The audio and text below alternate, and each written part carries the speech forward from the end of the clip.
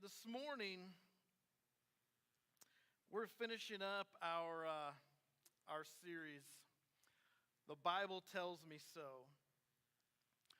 And if you've been around for this, you know that we've dug into some stories, some Bible stories that most of us know, that we learned at a really early age. And today, I want to close this series. And I know some of you may be saying, but you didn't do my story. It's like, that's my story. Today I'm going to do my story. That's okay. If you want to do your story, let me know. We'll get you on the calendar. No, I'm kidding. I'm kidding. Some of you are like, yeah, I'll do that. But today we're in Luke 15. And there's a very basic story of the faith that takes place in Luke chapter 15. In fact, there's three stories. There's these stories of lostness. Lostness. Three things are lost in these stories. There's a lost sheep, there's a lost coin, and there is a lost son. And we'll get back to that. I wanted to give you time to turn there. But I want to give a little bit of background here in this story. This is called Lost and Found. So we all know what lost and found is, right? Like there's a place where things that have been lost can go and be found. And I've told you about my time at camp this summer. Well, at camp there was a lost and found. And, these third and fourth grade boys are constantly losing stuff. I mean, it is a constant thing. We would be getting ready in the cabin, and one of them would come up to me, and this actually happened. I can't find any socks. You can't find any socks. No, I have no idea where my socks are. How do you lose socks? How many pairs did you bring? I don't know. Several. But I can't find them. Do you know where the lost and found is, Pastor Robby? Yeah, it's at the back of the chapel. And believe it or not, there was one kid whose nasty, wet and sandy socks showed up in the lost and found. And he comes back and he goes, look, I found my socks. And they're like dripping lake water. Not really, I'm exaggerating just a little bit. They were nasty. But he was so excited, and it wasn't the socks. It was that I don't have to go home and tell my mom that I lost all my socks. And I was thrilled. Now, this kid wasn't from our church, but I was thrilled for whoever was going to be transporting him home. Can you imagine the nasty stench? Because he had been wearing his shoes without socks until he found his socks. We've all lost something, right? You can think about something that you lost and that helpless feeling of where is this? Now, it may have been something of great value. It may have just been something that, you ever lost something that really didn't mean that much to you, but it was just irritating that you didn't know where it was? How is this possible? How could I lose that? And you're trying to backtrack going, okay, I was here, and I was here. The last time I wore it was here, or the last time I had it was here. We parents do this for our kids. Okay, when did you have it last? I had it in the car. Well, have you looked in the car? No. Well, let's go look in the car. But losing stuff is really irritating. It's a helpless feeling. Well, in these three parables, the lost sheep, the lost coin, and the lost son, Jesus has a story of three things that get lost, and each one gets incrementally a little bit more serious. See, this parable was spoken in response, if you see at the beginning of chapter 15 of Luke, he tells this story that these parables actually go, they go 32 verses. He takes 32 verses to respond to this one accusation. See, Jesus was eating and hanging out with sinners. That's what he was doing. And so this accusation in verse 2 comes about from these Pharisees. These Pharisees say, this man welcomes sinners and eats with them. And now today we go, okay, he should be. I mean, that's Jesus. We should be doing the same thing. But this was a very hefty accusation at the time. See, these Pharisees put people into two different classes. See, they had two different classifications or qualifications for people. Everyone fit into these two separate classes. One was you were clean or you were unclean. There was no in between. There was no other option. You were either clean or you were unclean. And so the Pharisees had all these laws that they tried to uphold, most of which had to do with how a person was qualified. Were they clean or were they unclean? So they had all these laws that say you have to do this and this and this and this and this and this in order to remain clean. And if you don't do this, you are unclean. And so they would take all the unclean people and they'd put them all in this category. You are unclean. So this accusation, this man, Jesus, welcomes sinners and eats with them. Essentially, they were saying, this man that all y'all are following, that are going, wow, he speaks with authority. Oh, he knows so much. Oh, wow, this is new. This is exciting. And they're basically saying, now you guys, you do realize that he's unclean, right? You get that, right? This man's unclean. Because for him to hang out with the unclean meant that he himself was unclean.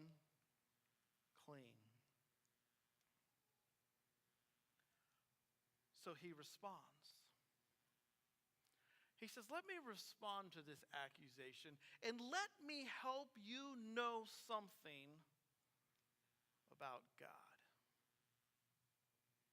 You need to know something about God because that's really why I came to the earth. Was to help you know about my Father's heart. And so we learn in these parables about God's heart, the very core of who God is. So the first one, Luke 15, 4 through 7. Jesus says the following. He says, suppose one of you has 100 sheep and loses one of them. Doesn't he leave the 99 in the open country and go after the lost sheep until he finds it? And when he finds it, he joyfully puts it on his shoulders, goes home, then he calls his friends and neighbors together and says, rejoice with me, I've found my lost sheep. I tell you that in the same way there will be more rejoicing in heaven over one sinner who repents than over 99 righteous persons who do not need to repent. So I want to see if I can illustrate this just a little bit. I need some kids. All right, let's do this. I'm gonna put you into some qualifications, much like the Pharisees did. Okay, all right, not clean and unclean, but just I can't have all the kids up here because it won't work. It will go against what I'm trying to show you. So what I need essentially is about a dozen of you kids. Let's start with if you're in. So let's start with if you're in 5th grade or under and you want to come up here. All right? Now, I'm going to tell you there's a party at the end. Does that make any of the rest of you want to come up? Yeah, we're going to have a little party in here. Okay? All right?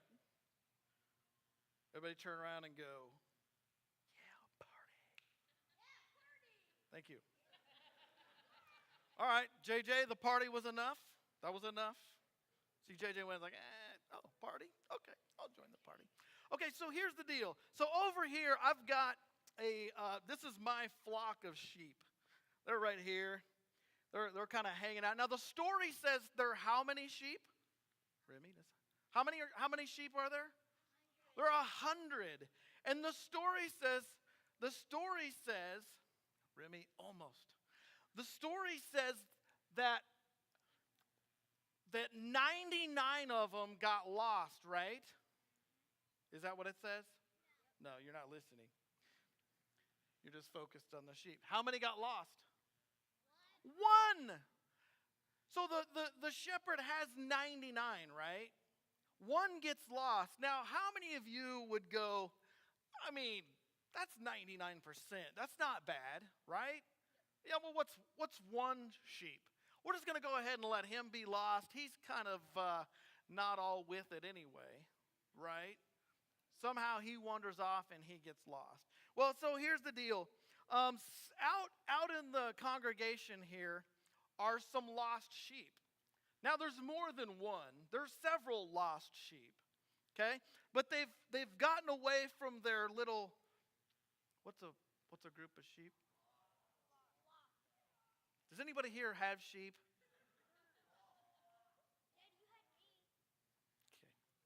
Okay. I'll trust you, I guess. All right, so some of them have gotten away, and there are people out here who actually have the sheep. Now, they're not going to hold them up. You're going to have to look for them. They're just going to hold them in their lap. So when I say go, we need to find all the sheep. Are you ready? Yeah. Okay, don't run. It's not a race. Just find as many sheep as you can. Are you ready? Yeah. Go. Find them. They're not up here, Jacob. They're out there. Okay? I don't even remember how many there are. Okay? But when you find one, go ahead and bring it back up. Okay? Everyone's over here. There's a whole half of a congregation over here. Okay? All right. Adults, please don't sit on them. If I handed the sheep to you. Okay, how many do we have so far? 1, 2, 3. Okay. All right, 5. Oh, there's probably 8 or 9, I would guess. Okay. All right, if you have one, maybe help them just a little bit. Found one there. Okay. Is there anybody else that has one? Any other adults that have a lost sheep? You got one. Okay. All right. Okay, now, so come on back up. Come on back up. Oh, Jacob, did you find one? Oh, where is it? Oh, yeah, but see, Jacob knows he's not supposed to go in the sound booth, so this works out well. So just gently drop the lost sheep over there. So we got another one over there? Okay. All right. Now, is there another one? Oh. Bonnie has one. Bonnie has one. Grab it from. Okay, so now, we've got all the sheep, right? Now, is there anybody who didn't get a sheep?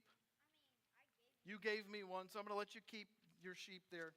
Anybody not get one? Colby, perfect. So this works out well. So Colby's sitting there, and Colby's going, I'm the only one that didn't get a sheep, right? But see, this is okay, because here's the cool part of the story, right? I'll give you a sheep if you really want one. Okay. There you go. Thank you, Eli. So here's the cool part. So the scripture says that the shepherd went and found his sheep. He brought it back. He threw it on his shoulder, brings it back, and then what happened?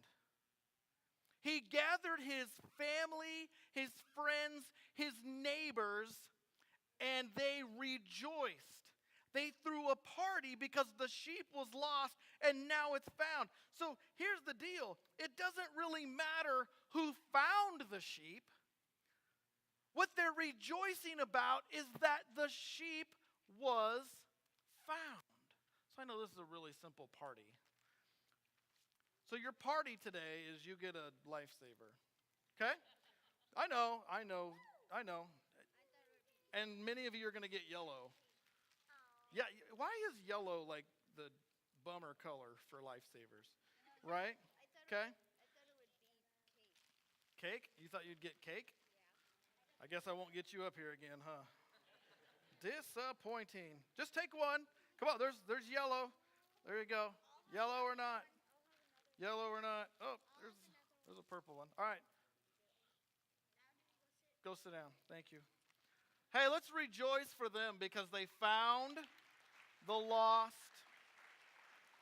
sheep.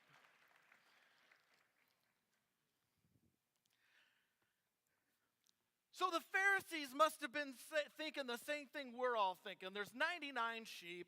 What's one? Okay, honestly, that's probably what they were thinking. One sheep, no big deal. We can do without one sheep. But the scripture says they threw a party. They rejoiced over this one lost sheep. This shepherd left the 99. Now, something that we kind of lose in translation is we think that the shepherd just went, I don't care about the 99. That one is way more important. That's not necessarily the case. It's most likely that he wasn't out there all by himself, that they were taken care of, they were safe, things were good. But the point is there was one that was lost. And Jesus wanted this group of Pharisees, this group of people, he wanted them to know that one lost sheep was important. Jesus wanted to show the desperation on the part of that shepherd for that one lost sheep. See, the sheep would never have saved itself. You notice the story? It says that the shepherd picked up the sheep, threw it on his shoulder. Okay, yeah, Cody's got it right. It probably didn't just go like this, like a gunny sack. Okay, probably like a threw it on his shoulder. See, the shepherd knew this sheep isn't coming with me if I just beg it to come. It was so important that he said, this sheep is coming with me. It's not smart enough to get back on its own. It's not smart enough right now to make the decision to fully follow me. I know what's best for it. So I'm going to throw it on my shoulders and I'm going to take it with me. There's going to be a lot of points here, but here's a good one that some of us need to hear. God will not force you to do anything. But God will, in his grace and his mercy, at our most desperate, lost times, he will pick us up and he will start carrying us. And sometimes only he knows what our most desperate and lost times are because we're not willing to admit it.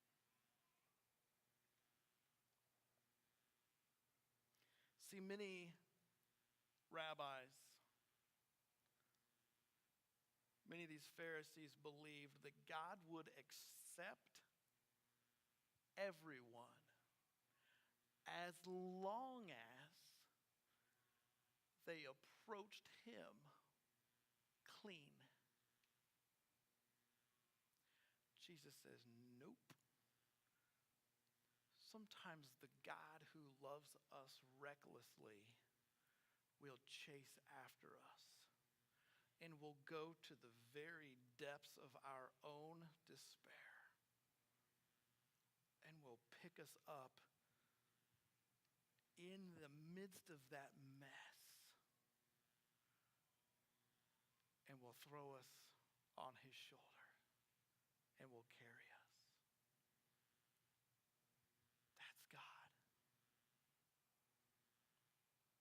Then we come to the lost coin. In verse 8, Or suppose a woman has 10 silver coins and loses one. Doesn't she light a lamp, sweep the house, and search carefully until she finds it? And when she finds it, she calls her friends and neighbors together and says, as they did with the lost sheep, "Rejoice with me, I have found my lost coin." In the same way, I tell you, there is rejoicing in the presence of the angels of God over one sinner who repents. Now we have to understand this coin. This wasn't a coin that she would have used to buy things. Okay, this coin, if it was part of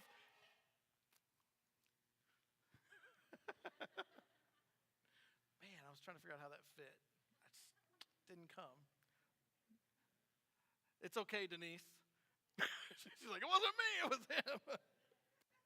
So this coin, if it was one coin out of 10, it's most likely that this would have been a set of 10 coins tied together, and that the woman would have wrapped around her head, symbolic of her marriage. Okay, so this wasn't just, well, this coin was worth this much, or was worth that much. It was worth way more than the monetary value. Anybody here lost their wedding ring? Ever? Or I need to use the right verbiage according to my wife. Misplaced it. Yes, now we get more hands, right? Oh yeah, I've misplaced it. I knew it was somewhere, right? That's terrifying, and it's not terrifying because it's, a $1,500 ring, or however much you spend. It's terrifying because it represents more than the monetary value. It represents that this is just me, I was careless, and I didn't care enough about my marriage that I would somehow be careless enough to just lose my ring. So this is the desperation of this woman. It wasn't that, oh no, I can't buy bread. There's 9 more silver coins. It's not, oh, I can't provide for my... No, it represents something sacred. And Jesus says, come on. Now, wouldn't she light a lamp, sweep the house, and search carefully until she finds it? I mean, this is kind of a given. But see, the coin, we've gone from 1 out of 99 to Jesus says, now what if it's 1 out of 10? And the Pharisees and the people must have went, oh, okay, yeah, the situation's a little bit more desperate now. And when she finds it, she calls her friends and neighbors together and says, "Rejoice with me, I have found my lost coin."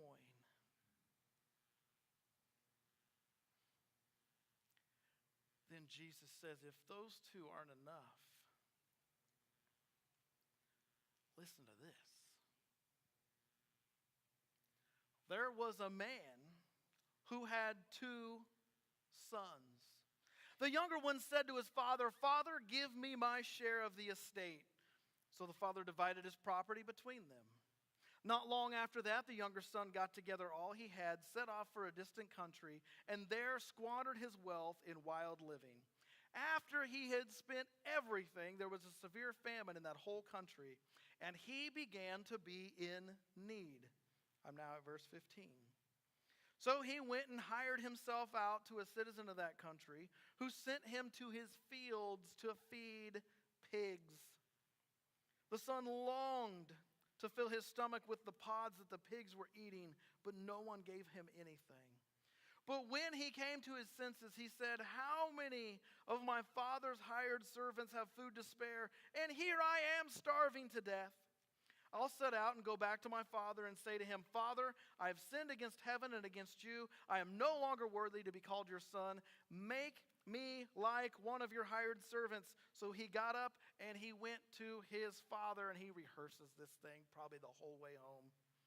"But while he was still a long way off, his father saw him and was filled with compassion for him. He ran to his son, threw his arms around him, and kissed him.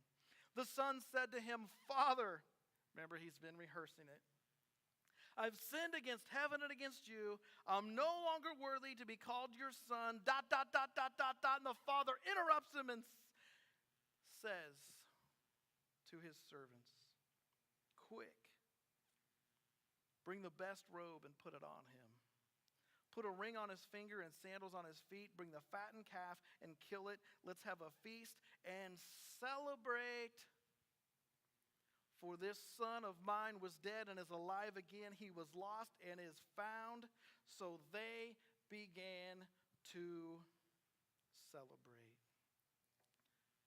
So motivated by greed and foolishness, the younger son asks for his inheritance prior to his father's death. Now, there was nothing illegal about this. But essentially, he was saying to his father, you are dead to me. And that would have made the Pharisees' skin crawl. It would have made them boil with anger. Because many of them were the upper class. They were the ones with the money, with the power, with the ability to say, nobody's going to tell me what to do.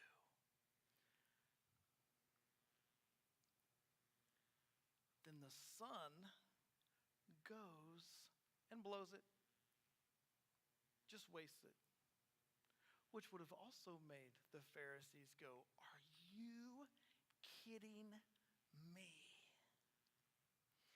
Then he ends up eating with the pigs or the swine, which, by the way, would have made him unclean according to them, as if the squandering of the inheritance didn't do that already. But see, verse 17 says, the son comes to his senses. See, what gets lost in these three parables oftentimes is that we have a responsibility. We can stand up here and we can say, oh, the reckless love of God. Oh, how great is the love the Father has lavished on us, that we should be called children of God. And we can talk about grace and we can talk about mercy. And those things are all true. God is love. His love is unconditional. But we have a responsibility in making that relationship okay with the Father. And I love that part where it says he comes to his senses. In other words, this isn't an excuse, but he obviously was not thinking clearly. He goes from his father's household where he has everything he wants, everything an outsider would say, everything he could ever dream of, and he ends up in a pig pen without anything to eat.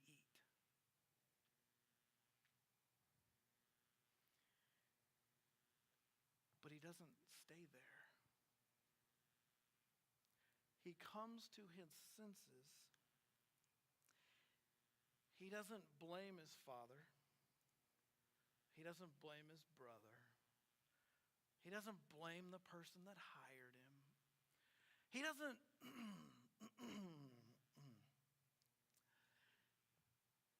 he doesn't blame society. He doesn't blame that person that did something to him several years ago and put him in this position. He doesn't blame his past. He comes to his senses and says, essentially, what have I done? What have I done? And begins to focus. Notice his focus shifts to the Father. So Jesus says with these three parables, in the first two he says, they rejoice. The lost sheep says, there will be more rejoicing in heaven over one sinner who repents than over 99 righteous persons who do not need to repent.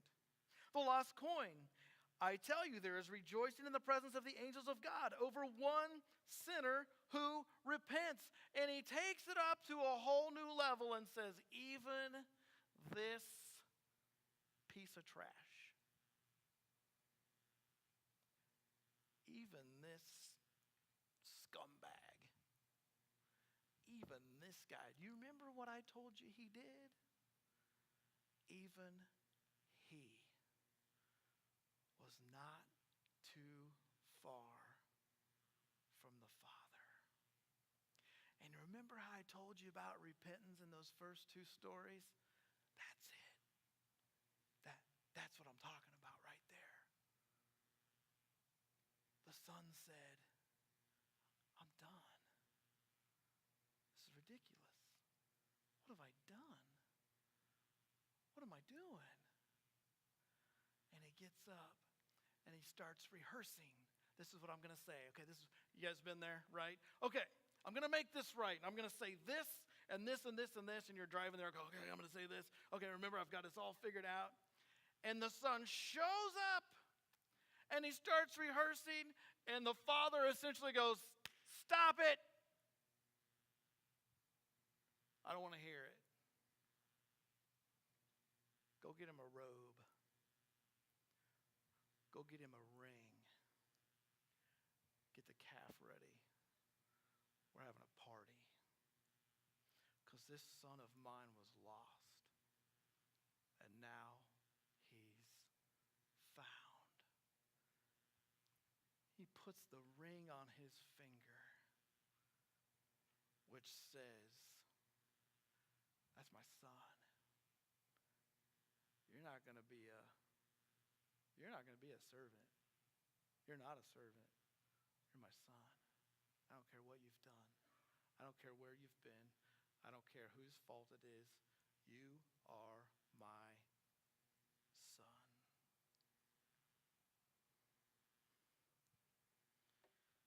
I don't think we rejoice enough.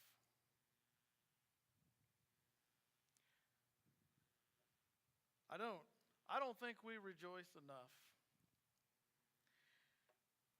This passage tells us about who God is, how God works, what God's love is like. In all three of these stories, the end result is rejoicing. See, these Pharisees and these teachers of the law, they're obsessed with having an inside track on what pleases God, right? That's why there's all the rules. This is what pleases God. You follow all the rules. You do this and that. You be clean. That's how you please God. And Jesus says, whoa, let me tell you about the party that happens when one person says, what am I doing? I'm going home. This is ridiculous. And they rejoice. He essentially says to the Pharisees, you don't get it. You don't get it. It's not about the list of right and wrong. It's about approaching the Father and going,